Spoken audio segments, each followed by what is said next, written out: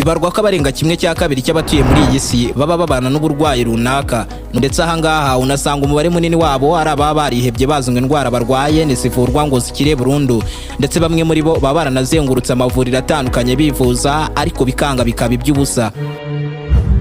Ibi ni impamo, ndetse birashoboka cyane ko nawe uri umwe muri bo ukaba nawe urwaye indwara runaka yazahaje byo kurembya ubuzima bwawe. Mufitiye inkuru nziza uyu munsi yahari igisubizo cyuzuye cy'ibi byose. IKigo KUNDUBUZIMA Health ni igisubizo ku ndwara yakubanyeho krande, kuko habashyira iherezo bakanavura burundu indwara nk'umwijima, impyiko, constipation, rubagimpande, diabete no kurangiza vuba ku bagabo mu gihe cyo gutera akabariro, umugongo, prostate, imitsi, umutwe w'uruhande rumwe, indwara z'umutima n'iz'amagufa, umuvuduko ukabije w'amaraso na hepatite B na C n'izindi zitavuzwa haruguru ziganje mu batuye isi. Amahitamo meza ku ndwara yakuzahaje ni IKigo KUNDUBUZIMA Health, kuko ni isoko y'ubuzima buzira umuze. Witinda n'indwara imunga ubuzima bwawe urebera, tugana aka kanya tugufashe kuyikiza mu kanya nk'ako guhumbya. Mwadusanga aho dukorera mu mujyi wa Kigali muri downtown mu nyubako ya Shike muri etage ya mbere mu muryango nimero A50, hafi ya hari icyapa cya Himax. Uzaharangwa n'icyapa cyacu KUNDUBUZIMA Health. Ku bindi bisobanuro mwaduhamagara cyangwa se mukatwandikira kuri nimero yacu ya WhatsApp ni 0788 56 86 38 2.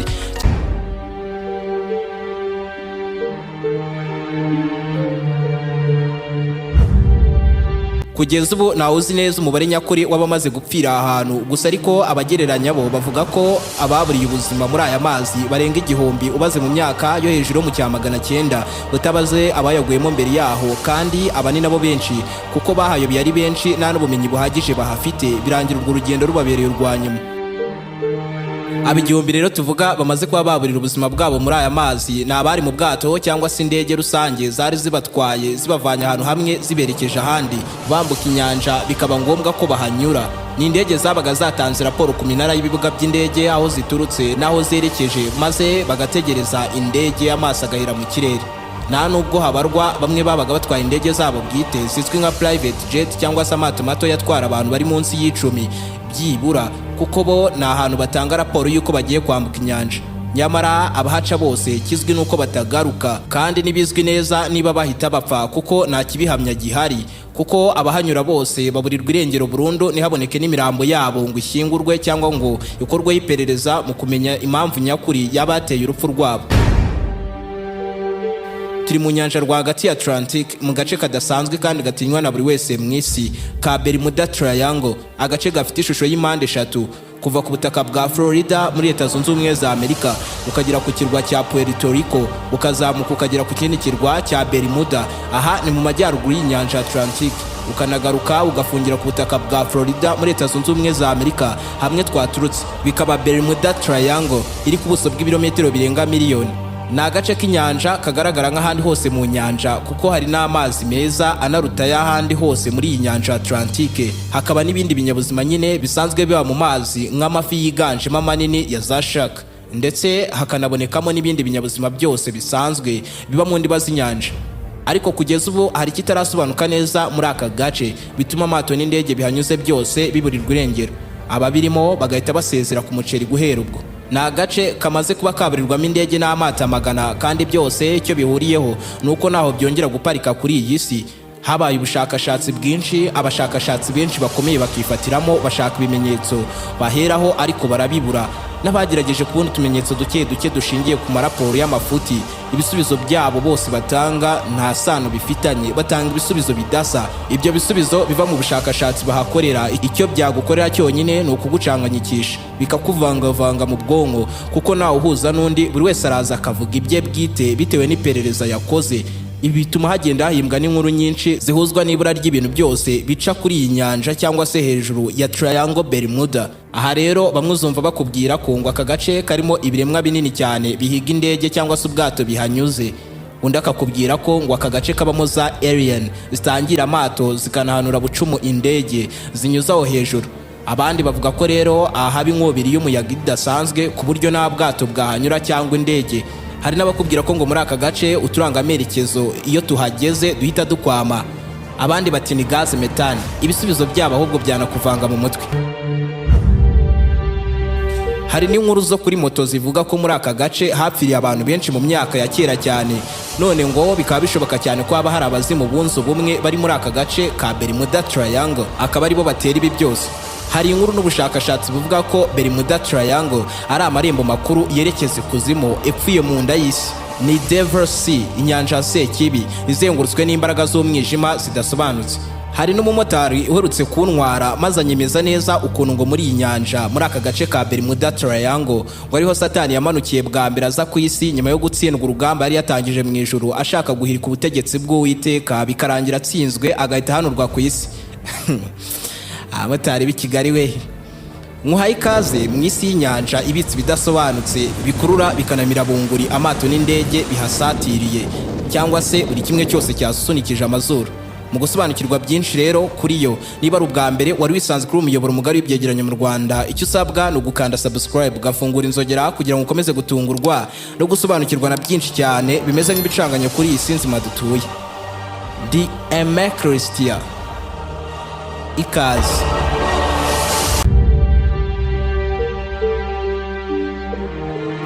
Ni saa 8 z'amanywa ku itariki 5 z'ukwezi kwa 12 mu 1945. Ni ku zuba rimwe rimena imbwa gahanga. Indege z'intambara 5 z'abanyamerika zifashishwa n'abasirikare barwanira mu nyanja mu kurasa ibisasu bya torpedo zagurutse ku birindiro bya gisirikare biri Fort Lauderdale, ni muri Florida, hakaba muri Leta Zunze Ubumwe za Amerika nyine. Izi ndege zagurutse zerekeza mu kirere cya Bermuda Triangle, agace kari kamaze iminsi kandikwa mu bitangazamakuru by'isi yose buri munsi. Handikwa Bermuda Triangle mu nkuru zitandukanye kandi zidasobanutse zivuga ko indege cyangwa amato byose bihanyuze bita biburirwa irengero, kandi nta mushakashatsi uzi impamvu yabyo cyangwa se ikibiteranya kuri. Izi ndege rero zititaye kuri izo nkuru zabaga zanditswe muri ibyo binyamakuru, zahagurutse ku kibuga cy'indege mu birindiro by'ingabo za Leta Zunze Ubumwe za Amerika zerekeza Bermuda Triangle zigiye mu myitozo ya gisirikare yari yahawe kode ya Flight 19. N'imyitozo yari ihagarariwe na Narrator Charles Taylor wari usanzwe uzobereye cyane mu gukora misiyo nk'izi n'imyitozo bya gisirikare byo mu kirere, kuko yari amaze kuyobora ikosi ry'ikirere amasaha arenga 2500 yateranyirije hamwe. Birumvikana ko ibi byose byagombaga kugenda nk'uko byapanzwe, kuko uyu yari afite experience muri byo.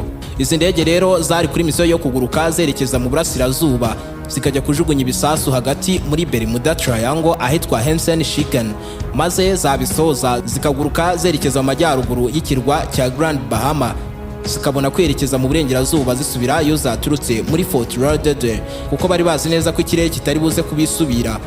Ibintu rero byagombaga kugenda uko byapanzwe, ariko siko byagenze. Dore uko byagenze: indege zahagurutse Fort Lauderdale, ibintu bikomeza kuba uko byapanzwe, yewe sinajugunya ibisasu aho bapanze muri Bermuda Triangle zerekeza ku kirwa cya Grand Bahama. Ariko ubwizo ndege zahageraga ibintu byatangiye kuzamba. Byari bimaze kuba saa 9:45, bivuze ko izi ndege zari zimaze isaha 45 mu kirere. Narrator Charles Taylor wari uyoboye ino misiyo yatangiye guhamagara ku munara w'ikibuga cy'indege aho baturutse, ababwira ko basa nk'abagotewe mu kirere. Igihe bagendeye nta butaka bari kubona, bisa nk'ibyabacangiye mu kirere, kandi ko dukurikije igihe bagereye hejuru y'ikirwa cya Grand Bahama bakagombye kuba bagarutse ku butaka. Maze rero abari ku munara babajije Narrator Charles Taylor gupfa gutanga amerekezo y'ahabona aherereye, ariko ntiyasubiza. Muri aya masaha byibura ku munara w'ikibuga cy'indege aho bari baturutse bakagombye kuba bari kubona izo ndege ziza ziparika, kuko nta cyari gutuma bitaba, kuko umunsi wari mwiza bihagije, hari umucyo uhagije, ikirere cyiza bihagije rwose. Ibi byatangiye gucanga abari ku munara, kuko barebaga mu kirere indege bakazibura. Hashize umwanya ku butaka nawe uzi ikijya mbere mu kirere, Narrator Charles Taylor yongeye kumvikana ku cyombo avuga ko ari ahantu atazi. Abisubiramo ati, ndahantu ntazi, nta n'ubutaka ndi kubona. Ariko ahita ava ku murongo ataganiriye byuzuye n'abari ku butaka. Nyuma y'iminota 10 undi mupilote utwaye indege imwe muri izo zari kuri misiyo ya Flight 19 nawe yahamagaye ku munara ababwira ko ari ahantu atazi. Ati buri kimwe cyose ntigisobanutse, kuko nta n'ubutaka turi kubona. Maze akiri kuvuga itumanaho rirakwama. Imara iminota 19 nawe ubasha kuvugana n'undi.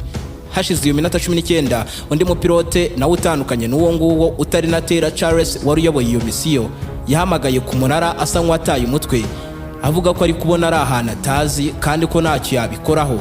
ariko ntibyumvikana neza kuko byarimo bicikacika, ari nabwo babwiraga ko bishoboka ko ari muri mayiro nka 250 mu majyaruguru y'Iburasirazuba bw'ibirindiro yaturutseho isaa 8, ariko ibyo yari akekeranyije nyine ntabwo yari abizi neza. Nakanya gaciyemo umwe mu bapilote yohereje ubutumwa nawe avuga ko ari kubona bari kwinjira mu mazi yera, ati twayobye. Abari ku munara ku kibuga cy'indege bacyumva iyo message bahise bohereza indege ebyiri za gisirikare ngo zijye gushaka iza mbere zagiye zikabarirwa irengero. Izi ndege ebyiri zari zoherejwe mu gace ka Bermuda Triangle aho za ndege za mbere ziherutse kugaragara, ariko nyuma y'iminota 10 izo ndege zihagurutse zahise zibura ku murongo w'itumanaho, ntibabashaga kuba bakivugana n'abasigaye ku butaka. Izi nazo rero zahise ziyongera ku za mbere nazo zari zaburiwe irengero, nazo zishyirwa mu zaburiwe irengero nyuma y'iminota 30 gusa zihagurutse. Mu minsi yakurikiyeho abasirikare ba Leta Zunze Ubumwe za Amerika barwanira mu mazi bo n'abarinzi b'inyanja bafashe indege n'amato bashakashaka hirya no hino mu nyanja bashaka indege zari zaburiwe irengero mu merekezo yose muri mayiro by'ibihumbi 250 mu nyanja Atlantic, ariko ntacyo bagize babona kuko batageze neza muri Bermuda Triangle.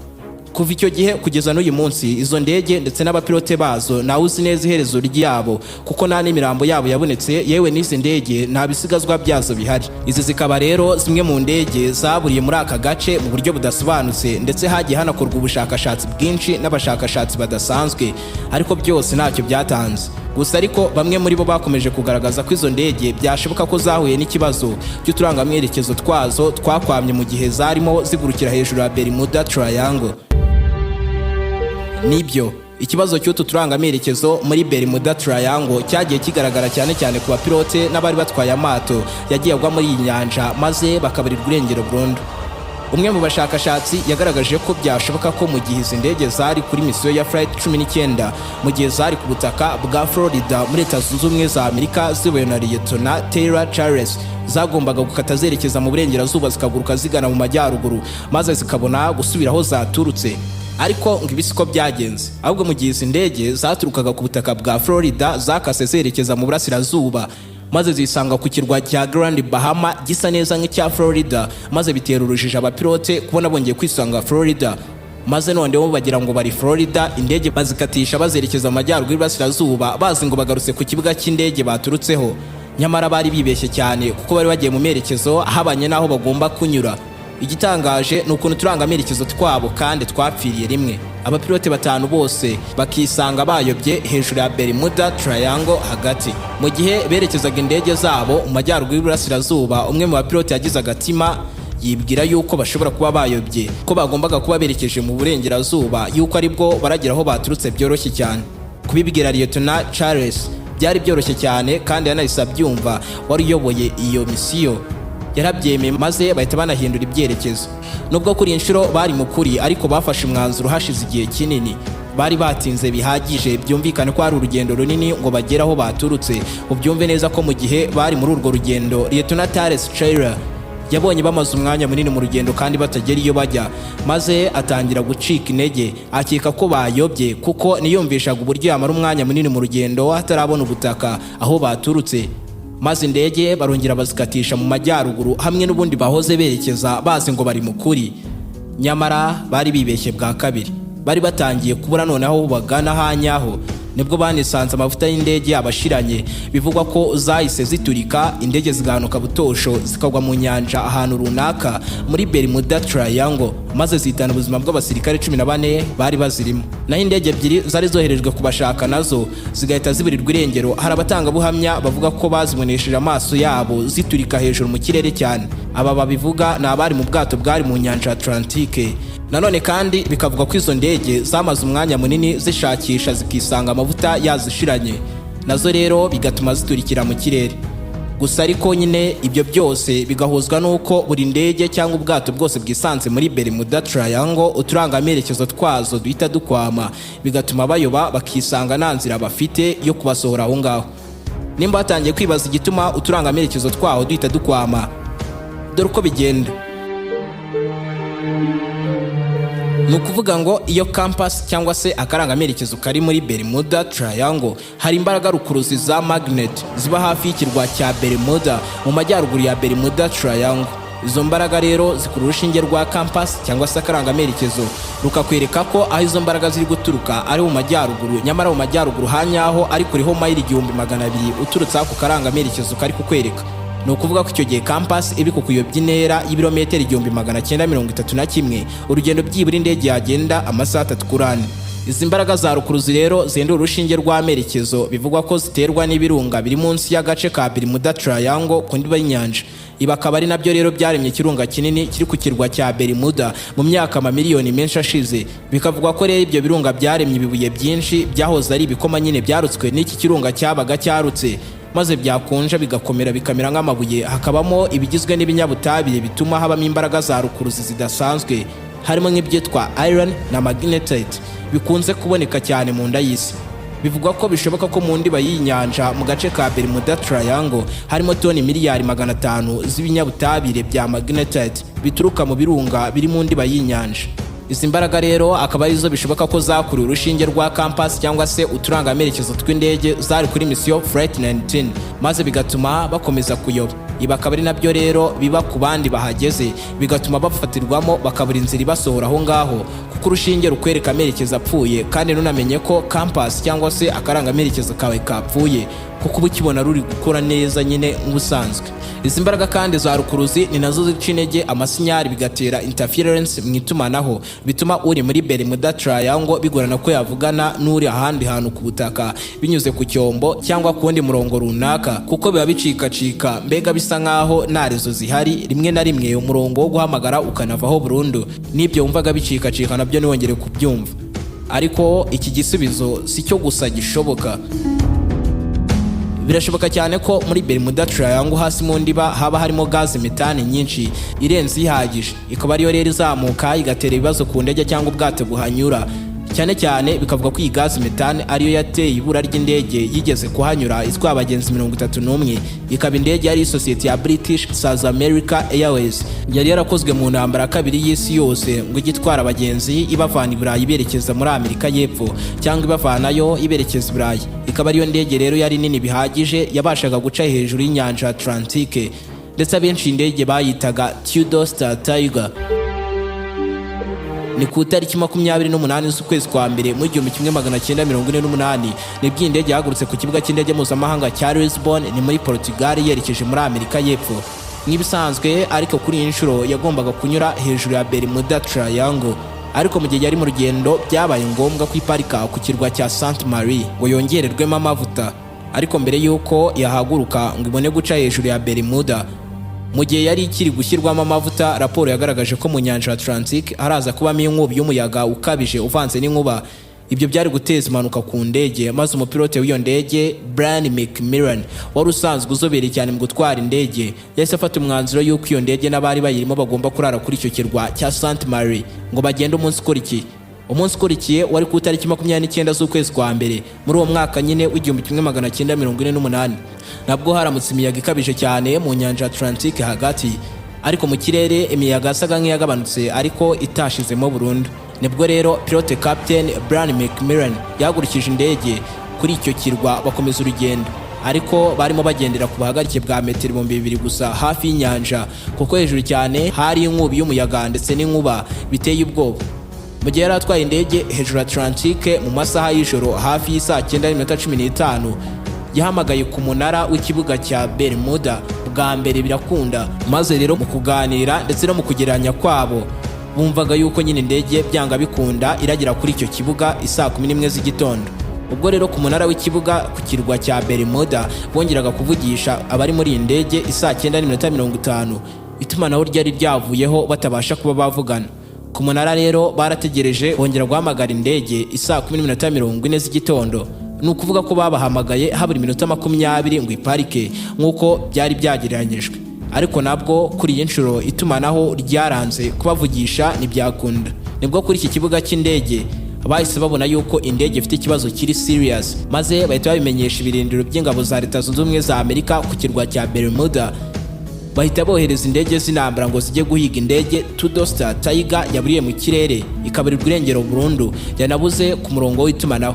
Byageze saa 11 z'igitondo nta ndege Twasuye Tiger iri kuboneka mu kirere hejuru ya Bermuda Triangle, kandi ayo masaha yagombye kuba iri guparika ku kirwa cya Bermuda. Abanyamerika bohereje indege z'intambara 26 zimara amasaha yose hamwe 882 mu kirere zishakisha, ndetse iyi ndege Star Tiger yari yaburiwe irengero burundu. Ibaza ko izi ndege 26 zamaze iminsi 5 n'amajoro 5 mu kirere, ariko nizagira n'igisigazwa cy'indege ya Tudo Star Tiger babona. Aha rero niho hazamo ko gaz methane ariyo yateye ibura ry'indege.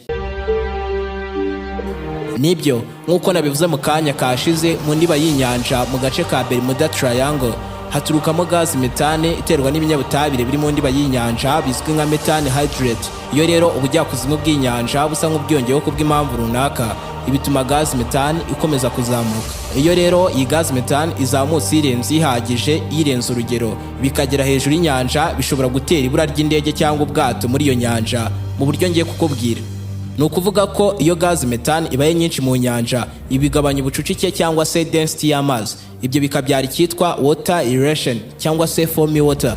Aya mazi aba yataye icyitwa buoyancy cyangwa se imbaraga zisanzwe ziba mu mazi zisunika zijyana hejuru, bituma habaho kureremba kw'ikintu runaka kiri muri ayo mazi nk'ubwato wenda urugero. Iyo rero ayo mazi atakaje izo mbaraga za buoyancy, ntabwo aba gicucitse bihagije ku buryo ubwato bupima amatoni bwareremba hejuru y'ayo mazi. Iki gihe rero ubu bwato bita buruhama. Iyo rero iyi gaz methane ibaye nyinshi kazamuka mu kirere, biba bishobora gutera moteri y'indege kuba yaturika igashya, kuko iyi gaz ubwayo iba ari nk'igiturika ariko kibura imbarutso. Iyo rero iyi gaz yisanze muri moteri y'indege bihita bihinduka iturika rihambaye. Ibi noneho akaba ari byo bishoboka cyane ko ari byo byabaye ku ndege Tudo Star Tiger, dore ko yarimo inagendera ku butumburuke buri hasi cyane, kuko Captain Macmillan yari yirinze gutwarira indege kure cyane kuko hari imiyaga ikarishye irimo n'inkuba, ariko bikaba byararangiye moteri iturikijwe n'iyi gaz methane. Ikindi gishoboka ko aricyo cyateye ibura ry'iyi ndege nuko pilote Captain Macmillan ashobora kuba yaribagiwe ko ari kugurukira ku buhagarike bwa metero 2000, maze agatanga raporo ku munara w'ikibuga cy'indege ko ari kugurukira ku buhagarike bwa metero 20,000, kandi mu by'ukuri yari ari muri metero 2000. Maze kubera ayo makosa rero yo kongeraho 0, agatuma ku munara bamubwira ko ari kugurukira hejuru cyane, kandi ko ibyo yabihuriramo n'imiyaga irimo inkuba nyinshi byamutera impanuka. Maze rero ku munara bakamutegeka kugenda amanura indege hasi mu kwirinda ibyo byago. Macmillan kubera kwibagirwa akagenda asa nk'umanura indege nawe, cyane ko hari mu masaha y'ijoro akisanga indege yayiroshye mu nyanja. Ibyo byakabaye kuba ari byo, ariko nanone hari n'indege yigeze kugwamo bidatewe n'amafuti y'umupilote. Iyi ndege rero yaguye muri Bermuda Triangle mu buryo butangaje cyane mu 1948. Turi saa 8:40 z'umugoroba ku itariki 27 z'ukwezi kwa 12 mu 1948, indege DC-3 yaparitse ku kibuga cy'indege cya San Juan muri Puerto Rico ivuye Miami izanye abagenzi, yigiye guhita ifata abandi bagenzi ngo ibasubizeyo, kuko nayo yari imwe mu ndege zakozwe mbere ngo igitwara abagenzi. Ubwo indege rero yari iparitse i Santa Juan, pilote wayo Captain Robert Lindquist yabwiye abanjeniyeri b'indege ko tumwe mu dutanga urumuri tw'iyi ndege tumenyesha ikintu runaka, ko dufite ikibazo, cyane cyane nko twerekana ko amapine y'indege yiteguye guhaguruka cyangwa se gukora hasi ku butaka ngo indege iparike. Abanjeniyeri rero mu kubigenzura icyabiteye basanze ari batiri yari yashizemo umuriro, habanza kubaho icyo twakwita nko kuyicaginga, ariko byagombaga gutwara amasaha menshi, kandi icyo gihe Captain Robert Lindquist ntiyashakaga gutegereza umwanya munini. Nibwo rero yaje kwigira inama y'uko ashobora kuza gukoresha generator mu gucaginga iyo batiri. Ibyo bikabera mu kirere ariko ari mu rugendo bitiriwe bimutinza ku butaka, kuko yashakaga kwisubirira i Miami. Muri uwo mwanya ibyo abinjeniyeri barabyemeye, maze indege DC-3 itwaye abagenzi 28 ihaguruka San Juan yerekeza Miami. Ariko mu gihe yarimo ihaguruka, indege yagize akandi kabazo ka radio transmitter bitewe n'umuriro muke battery yari ifite. Ni ukuvuga ko indege yabashaga kwakira ubutumwa buvuye ku kibuga cy'indege, ariko pilote watabasha kuvuga ngo byumvikane ku kibuga cy'indege. Kubw'iki kibazo rero indege ntiyari kubasha guhaguruka gutyo gusa, kuko ibi byatera ikibazo gikomeye cyane. Byabaye ngombwa ko babanza kuzuza umuriro battery ngo hakemuke icyo kibazo, ndetse byarangiye indege ihagurutse saa 4 n'utundi tunota. Indege yahagurutse irimo abagenzi 28 n'abandi bakozi batatu, kuko yabanje gushyirwamo itumanaho rizwi nka two-way communication. ku buryo indege yari kubasha kuvugisha abari ku kibuga cy'indege ikanavugisha abari ku kibuga cy'indege aho yerekeje, kandi ibyo ikaba yabikorera rimwe. Ariko kubera ko radio transmitter yayo yatinze gukemuka, byasabye ko iyi ndege imara indi minota 10 hejuru y'ikibuga cya San Juan itegereje ko icyo kibazo gikemurwa, maze ibona kwerekeza i Miami. Hari saa 5:23 indege yari imaze isaha mu kirere, maze captain uyitwaye atangira kohereza amasinyari ku munara wari hafi aho aturutseho. Indege yari ku butumburuke bwa fiti 8300, biteganywa ko isaa 10:03 z'igitondo irabigeza aho yerekeje i Miami. Mu buryo butunguranye, ubw'indege hamagaraga ku munara wahiturutse, sinyari zigiriye ku munara w'ikibuga cy'indege cy'i Miami muri mayiro 700 uturutse ahiri, nyamara aragombaga kujya ku kibuga cy'indege cya San Juan cyari muri mayiro 100 gusa uturutse aho bari. Ibyo ntibabitindaho. Hashize umwanya ibyo bibaye, Captain Lindquist yongeye ahamagara ku munara w'i Miami ngo ababwire ko ari hafi kuhagera, kuko haburaga mayiro 20 gusa ngo bahagere. Rwari urugendo bagomba kugenda iminota 20 mu kirere. Ariko habaye ikindi kintu gitangaje ubwo boherezaga ubutumwa ku munara w'i Miami, maze ubutumwa bukigira ku kibuga cy'indege cya New Orleans cyari muri mayiro 600 uturutse aho bari, nyamara bwaragombaga kujya ku kibuga cy'indege cy'i Miami cyari kibegereye. Ku kibuga cya New Orleans, nyuma yo kumva ubutumwa bakumva si ubwabo, bahise babwoherereza abo bugenewe ku kibuga cy'i Miami. Maze ku kibuga cy'i Miami bagerageje kuvugisha abari mu ndege biranga, barongera basubiramo barahamagara, ariko abari mu ndege ntibyakunda kubavugisha. Byarangiye iyo ndege idaparitse ku kibuga cy'indege cy'i Miami iryo joro nk'uko byari byitezwe, kandi nta n'umuntu wigeze uhura n'umwe mu bagenzi 28 cyangwa abakozi 3 bari muri iyo ndege. Abasirikare barwanira mu mazi n'abashinzwe umutekano mu nyanja bashakishije mu birometero ibihumbi byinshi mu nyanja, ariko nta gisigazwa cy'indege bigeze banabona. Nta n'uwamenye irengero ry'abo bagenzi bose ndetse n'abakozi bari bayirimo. Bikavuga ko rero iyi ndege yabaragize ikibazo cya batiri yashizemo umuriro, bigatera izima rya hato na hato rya bimwe mu bikoresho by'indege, maze abayirimo ntibabashe kuvugana n'abari ku butaka, bakisanga banayobye kuko hari nijoro cyane, ahantu hose habaye umwijima utamenya ahantu uri. Bikarangira amavuta yishiranye iri mu kirere, maze igaturika ikagwa mu nyanja ya Bermuda Triangle, niko ubushakashatsi buvuga. Ariko nanone bikavugwa ko kubitumanaho ryarapfuye byatewe na za mbaraga za magnetate twahoze tuvuga kare, zatera interference mu gihe uri kuvugana n'umuntu uri ku butaka uri mu ndege hejuru ya Bermuda Triangle. Hakongerwaho nuko bishoboka ko yaba araturikijwe na ya gaze methane nahoze nkubwira mu kanya, cyangwa se iyi ndege ikaba yarahanuwe n'imiyaga yo mu nyanja. Byose birashoboka, kuko mu nyanja ya Atlantic hakunze kubamo inkubi y'umuyaga ituruka mu burengerazuba bwa Afurika, mu butayu bwa Sahara buba burimo umwuka ushyushye, bikabyara inkubi y'umuyaga irimo inkuba. Uwo muyaga ukagenda wisunika werekeza mu gace ka Bermuda Triangle, ariko ukagera ufite ingufu nyinshi, kuko buri kugenda wisunika wizenguruka cyane, ku buryo hagera wizenguruka ku muvuduko wa mayiro 1000 mu isaha. Uyu muvuduko abenshi bavuga ko ku muyaga utabaho, ariko impamvu babivuga nuko batarahura nawo. Bibarwa ko kugeza ubu indege zose hamwe zimaze kuba zagwa muri iyi nyanja mu gace ka Bermuda Triangle zitazwi neza umubare, gusa ariko bikavugwa ko zirenga 100 zose hamwe izahaburiye mu kinyejana gishize. Inyinshi muri izi ndege ni ubudege buto buto bwabaga burimo abagiye kuryoshya ku birwa runaka, kugeza no ku ndege nini zitwara abagenzi zose zagiye zigwamo mu gihe ikoranabuhanga rya GPS Global Positioning System ryari ritaraza ngo izi ndege byibura zijye zikurikiranwa byuzuye hagendeye ku bubasha bwa za satellite. Ariko koko n'ibiri bura ry'indege ndetse n'amato biterwa n'ibindi biza nk'inkubi y'umuyaga, ibi byashoboka cyane ko Bermuda Triangle umunsi umwe yazimuka ikajya nko mu kandi gace k'inyanja. Mwibuke kudi ibitekerezo byanyu mu buryo mwakiriye kino kiganiro mubinyujije muri comment. Mu gihe wakunze ibyo dukora rero ushobora kunkurikirana ku zindi mbuga nkoranyambaga zanjye zirimo Instagram na TikTok, ni Aime Christian 01. Niba ari ubwa mbere kandi wari wisanzwe kuri umuyoboro mugari w'ibyegeranyo mu Rwanda, ibuka gukanda subscribe, ufungura inzogera kugira ngo ukomeze gutungurwa no gusobanukirwa na byinshi cyane bimeze nk'ibicanganye kuri iyi si nzima dutuye. Ndi Aime Christian, naho ubutaha.